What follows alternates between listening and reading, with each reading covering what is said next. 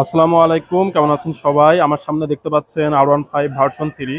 এটা অবশ্য ইন্ডিয়ান মডেলটা। আর বর্তমান সময়ে R15 ভার্সন 3 কেনা ঠিক হবে, না R15 ভার্সন 4 কেনা ঠিক হবে, না R15M কেনা ঠিক হবে?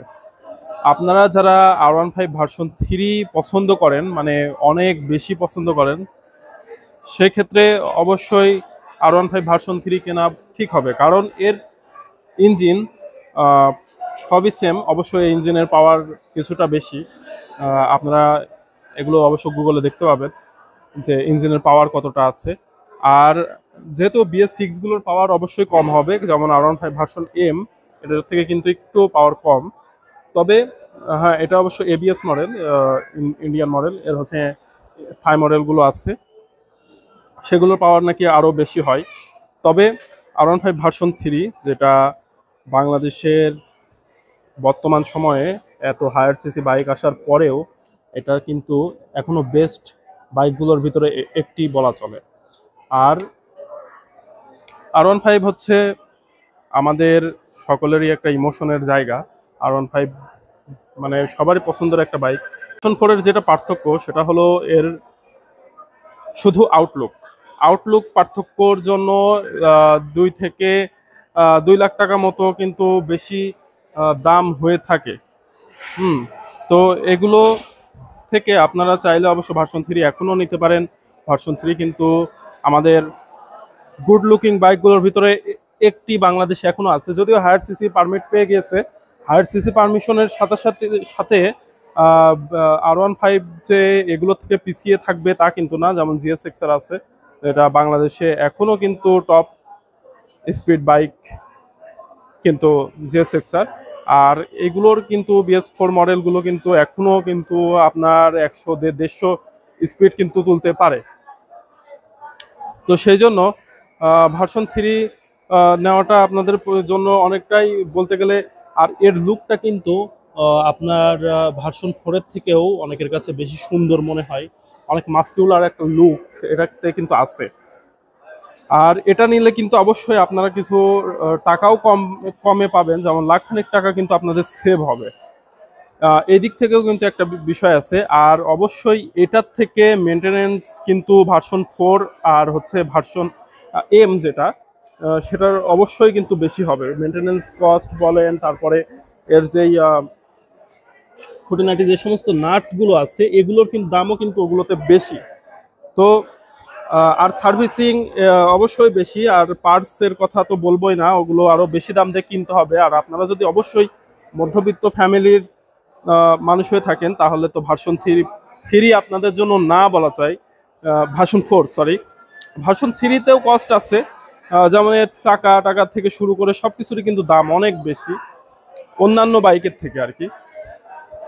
তারপরেও এখন মনে করেন যে অনেক ধরনের পার্টস পাওয়া যায়, ডুপ্লিকেট পার্টস, তারপরে অরিজিনাল পার্টস, এগুলোর ভিতরে পার্থক্য থাকে। তবে এই বাইকটা লুকিংয়ের দিকে বলেন, এর সব কিছু কিন্তু এখনো এই সেগমেন্টে, এই অবস্থায় এই গাড়িটার কিন্তু এটা অনেক ভালো।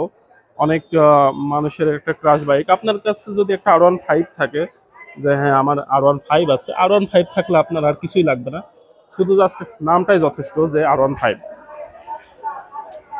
যার কারণে কিন্তু এই বাইকটা মার্কেটে এতটা পাবলিসিটি পেয়েছে। আর ব্লু কালারটা আমার আসলে পার্সোনালি অনেক ভালো লাগে। ব্লু কালার, তার সাথে ব্লু রিম, এগুলো কিন্তু অনেকটাই সুন্দর। ফুল ব্লু ব্ল্যাক এই কালারের সাথে বাইকটা অনেক সুন্দর লাগে। এই যে বাইকের লুকটা আপনারা দেখতে পাচ্ছেন, এটা যথেষ্ট আপনার, মানে কি বলবো, একটা স্পোর্টস বাইক হিসাবে যতটুকু লুকের প্রয়োজন হয় পুরোটাই কিন্তু R15 ভার্সন 3 ভার্সন 4M এগুলোতে আছে। তবে হ্যাঁ, পার্থক্য শুধু এর আউটলুকে, পার্থক্য, তাছাড়া কিন্তু আহামরি কোনো পার্থক্য হবে না। আর এই গাড়ির মাইলেজও কিন্তু অনেক ভালো। আপনারা সিটির মধ্যে কিন্তু 40 মাইলেজ কিন্তু এই বাইক থেকে পেয়ে যাবেন। এত বড় একটা বাইক থেকে 40 মাইলেজ পাওয়াটা কিন্তু অনেকটাই, মানে কি বলবো, যেমন 4V-তে কিন্তু এত মাইলেজ পাওয়া যায় না, 40 তো আশাই করা যায় না। কিন্তু এত বড় একটা ভারী গাড়ি, এত বড় একটা স্পোর্টস বাইক হিসাবে 40 হাইওয়েতে গেলে 45-50 পর্যন্ত মাইলেজ দিয়ে দেয় R15। মানে ভার্সন 4 ওগুলোতেও সেম, কারণ সেম ইঞ্জিন যেহেতু, সেহেতু এটা থেকে অনেক ভালো মাইলেজ পাবেন গাড়িটা। আর লিকুইড কুল বাইক হিসাবে। আর এবিএস যেগুলো এবিএস মডেলগুলো অবশ্যই আপনারা ব্রেকিংয়ের দিক থেকে অনেকটাই সাপোর্ট পাবেন, অনেক ভালো এবিএস, ডাবল চ্যানেল এবিএস হিসাবে দেখতে পাচ্ছেন, ডাবল চ্যানেল এবিএস। আর যেগুলো ডিক্স ইন্দো ভার্সন, থাই ভার্সন, ওগুলোও কিন্তু আপনার মনেই হবে না যে আপনি ডিক্স গাড়ি ইউজ করছেন, ওইগুলোরও ব্রেকিং যথেষ্ট ভালো। সেই জন্য আপনারা অনায়াসে চাইলে নিতে পারেন R15 ভার্সন 3। আর ভার্সন 4-এ আপনাদের যেটা পার্থক্য থাকবে সেটা শুধুই পার্থক্য থাকে হচ্ছে লুক, জাস্ট লুক। তবে এই লুকটা কিন্তু আপনাদের দেখতে পাচ্ছেন, এই লুকটা কিন্তু খারাপ না, যথেষ্ট মাস্কিউলার একটা লুক। আর আপনারা যদি হেলদি হয়ে থাকেন তাহলে তো আরও সুন্দর লাগবে।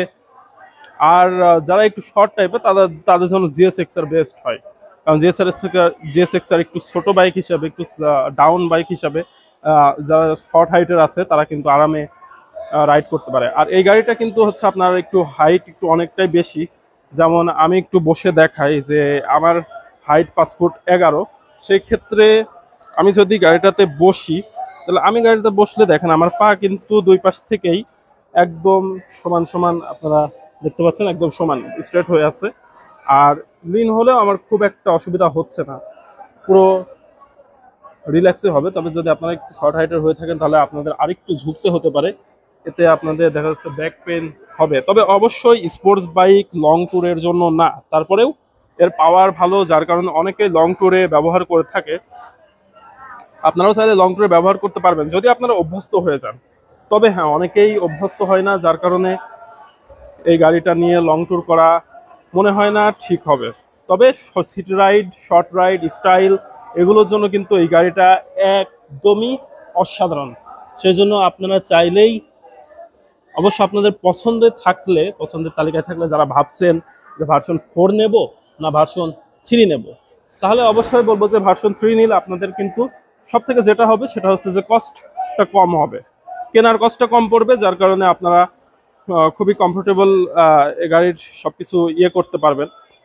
তবে হ্যাঁ, যাদের চয়েস থাকবেই যে হ্যাঁ আমার ভার্সন 4 লাগবেই, তাহলে অবশ্যই ভার্সন 4 আপনারা নিতে পারেন, এটা আপনাদের ব্যক্তিগত চয়েস।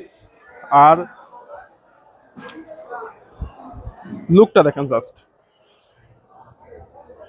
এখনো বাংলাদেশে এই লুকে বাইক কিন্তু অনেকটাই মানে এরকম আউটলুক বাইক দিয়ে এখনো কিন্তু স্পোর্টস বাইক অন্যান্যগুলো আসেনি। যেমন RS আছে, KTM আছে, এগুলো এখনো ঢোকেনি বাংলাদেশে, সেহেতু এখন পর্যন্ত এটাকে কিং বলা যায়। তো বন্ধুরা, কেমন লাগলো ভিডিওটা অবশ্যই কমেন্টসে জানাবেন। আর সবাই আমার চ্যানেলটিকে অবশ্যই সাবস্ক্রাইব করবেন। সবাইকে অসংখ্য ধন্যবাদ। আসসালামু আলাইকুম।